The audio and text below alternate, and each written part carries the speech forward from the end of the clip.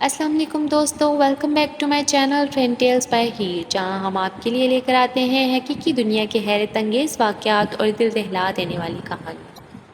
آج کی ویڈیو میں ہم ایک ایسی داستان لے کر آئے ہیں جو خطے میں جاری طاقت کی لڑائی اور حیران کن واقعات کا احاطہ کرتی ہے۔ یہ کہانی حزب اللہ اور اسرائیل کے درمیان حالیہ تنازع پر ہے، جس میں ستمبر 2024 میں ہونے والی حیرت انگیز حملے نے سب کو ہلا کر رکھ دی۔ ویڈیو شروع کرنے سے پہلے اگر آپ کو ہمارے چینل کی کہانیاں پسند آ رہی ہیں تو سبسکرائب کریں تاکہ کبھی بھی کوئی اپڈیٹ مس نہ کریں۔ تو چلتے ہیں اس حیران کن داستان کی طرف، جہاں حزب اللہ اور اسرائیل کے درمیان جاری اس تنازع پہ پوری دنیا کی توجہ حاصل کی۔ لیکن پیچھے کی اصل کہانیاں کیا ہیں؟ آئیے آج ہم اس کا جائزہ لیتے ہیں۔ حزب اللہ کی بنیاد 1980 کی دہائی میں ایران کی مدد سے رکھی گئی تھی۔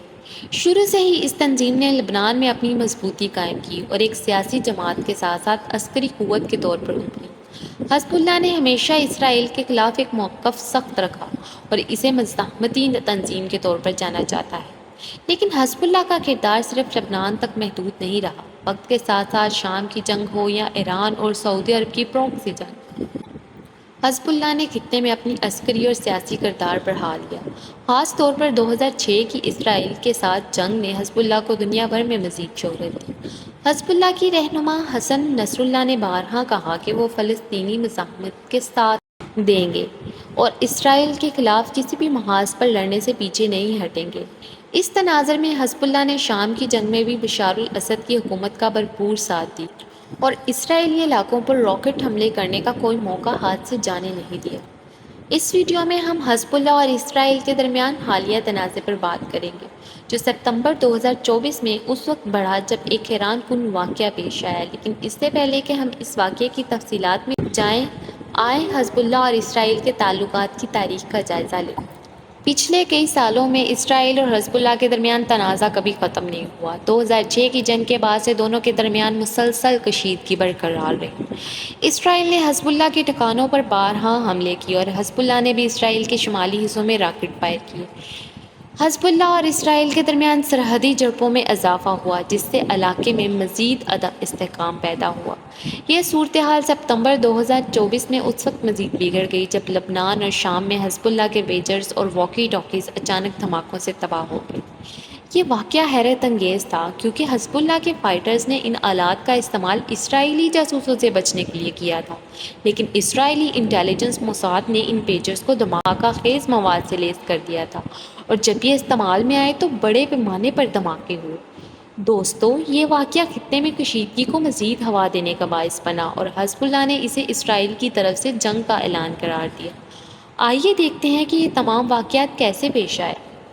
17 اور 18 ستمبر 2024 کو لبنان اور شام میں ایک کے بعد ایک پیجرز اور واکی ٹاکیز میں دھماکے ہونے لگے۔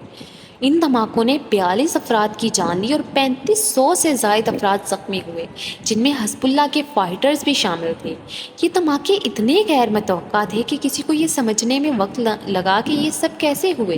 ابتدائی تحقیقات سے معلوم ہوا کہ ان پیجرز کو حزب اللہ نے اسرائیلی جاسوسوں سے بچنے کے لیے استعمال کرنا تھا، لیکن اسرائیل نے ایک چالاکی سے ان پیجرز کو دھماکہ خیز مواد کے ساتھ لیس کر دیا تھا اور جب یہ استعمال میں آئے تو دھماکے ہو گئے۔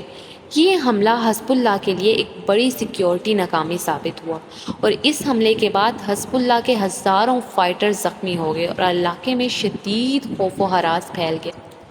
حزب اللہ نے اس حملے کو اسرائیل کی طرف سے جنگ کا اعلان قرار دیا اور اس کے جواب میں اسرائیل کے شمالی حصے پر راکٹ حملے کیے۔ ان حملوں نے دونوں ممالک کے درمیان کشیدگی کو مزید بڑھا دیا۔